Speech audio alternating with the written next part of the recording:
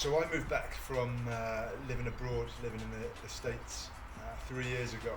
And when I came back, it dawned on me pretty quick just the state of men's physical and mental health, not just in the UK, but all around the world. And you know, coming from the background of the military and what I was doing out in Dubai for so long in the health world, you know, I realised I had a couple of tools that could perhaps fix it, and thought to myself, well, you know, for the greater good of the community of Cardiff and South Wales and perhaps even the UK, you know, myself and the lads that I served with have something that we could give back to the community in order to try and strain it out and put it on a stronger path.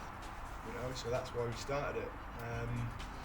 I also lost a number of mates to suicide, you know, to you know, military mates and civilian mates, guys that I grew up with who just you know, found themselves in a hole and couldn't find a way out, and you know, and took their own lives. And I spoke to my dad at the time and said, you know, how many guys do you know who'd taken their own lives? And he knew one, you know, at my age, and I knew six, and I know a lot more before my time was called, you know. So I thought, well, if I can do something to try and reduce those numbers and you know, and make a positive impact on the community of Cardiff and you know, the surrounding towns, then that's what I'm going to do.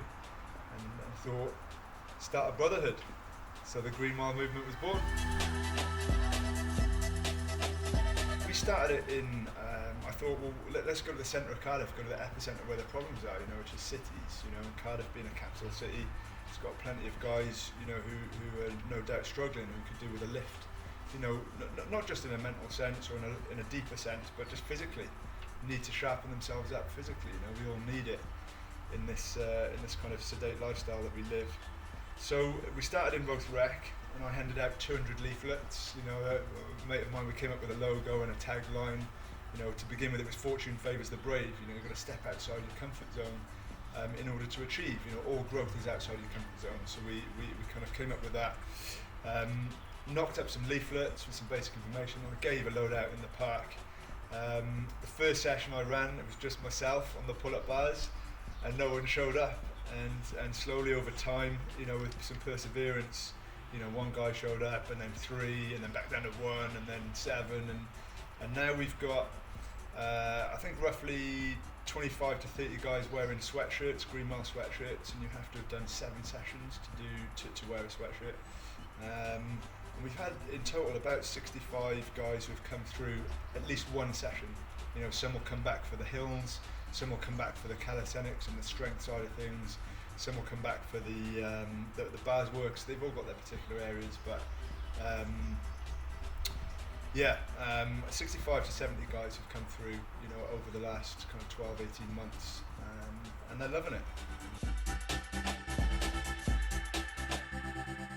So we're at a point now to receive some serious financial investment to take it to the next phase, which is to develop a facility on a piece of land. We've got a few pieces of land, we've got a few people that we're talking to with regards to that facility, and what we're going to do with it. So, you know, everybody who's involved really wants to get involved with the Green Mile in more of a full-time sense, myself included. I want to give up my day job and then run this, you know, every day. So, and we're at that point now where we can do that. You know, if somebody comes in and they want to back our corner, which I think is just around the corner from us now, you know, someone's going to come along and get involved. And that's the next step for us.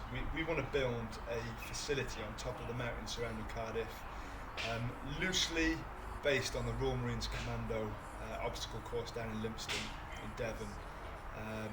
So it's not a high wire assault course for kids. It's a serious training facility where you can not only host our brotherhood sessions where the boys come and get involved, you know, frequently throughout the week, but we can monetize the whole thing. We can turn it into a profitable organisation by running large-scale events. You know, you've got Tough Mudders, you've got Spartan races, Invincible races, all these adventure races that you pay a fortune to do, and they come around once or twice a year.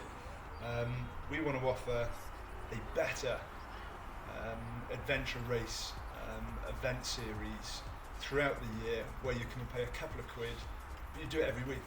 You bring your mates from work, And it's open to everybody, and we'll run it as an event series, and that's how we'll monetize this thing. The scalability aspect of it is how do we turn it into a national organisation? Like the Scouts were, or perhaps the Rotary Club. How do we turn it into a national organisation that's a force for good throughout the country?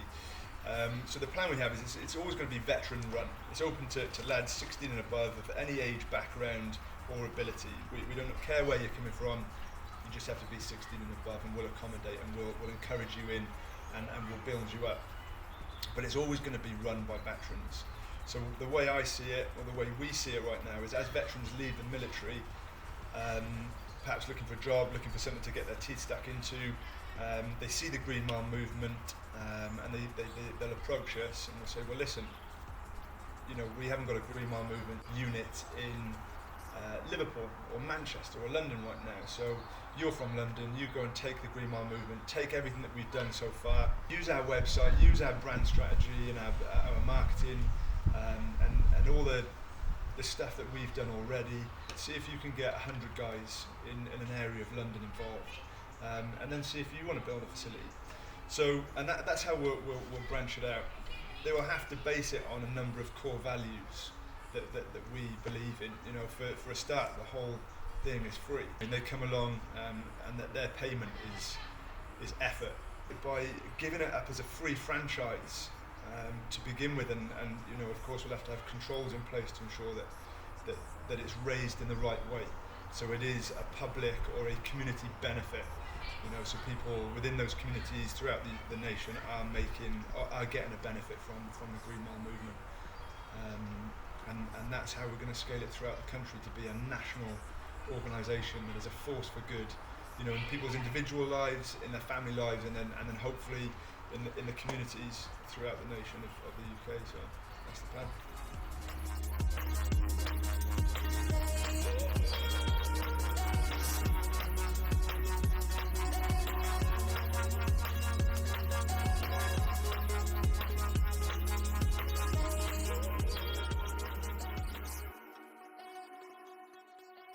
Do you know what questions you're going to ask? I ain't got a clue.